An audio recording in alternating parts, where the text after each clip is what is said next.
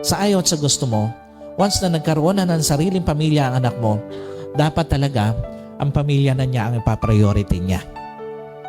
Huwag ka nang umasa na ikaw yung dapat i-priority.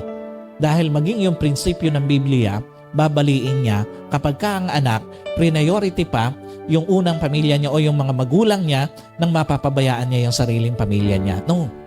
Ang prinsipyo ng Biblia, kaya nga sinabi na kapag ka ang anak ay nag-asawa na, lilisanin na niya yung tahanan ng kanyang mga magulang. Hindi ibig sabihin nito, literal na aalis lang siya doon sa buhay o sa bahay. No. Magkakaroon na siya ng tamang priority. Magkakaroon na siya ng tamang prioridad sa buhay at walang iba kundi yung pamilyang bubuuin niya o binuo niya. So, again, sa ayaw at sa gusto mo, hindi lahat din ng mga manugang bukas para tulungan ka. Sa mga tatanda at sa mga matatanda na, tandaan nyo, hindi lahat din ng mga manugang magiging bukas para tulungan ka.